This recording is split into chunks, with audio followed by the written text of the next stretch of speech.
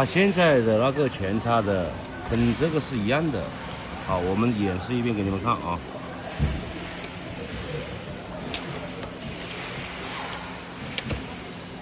把这个全部套好，套好以后，这里一个压盖，把压盖扭下去。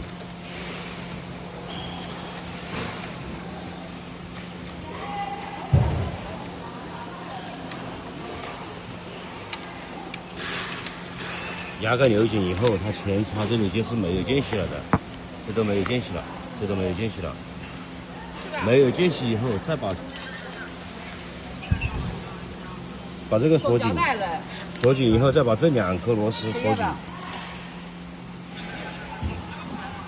啊，兄弟，那叫我拿去啊。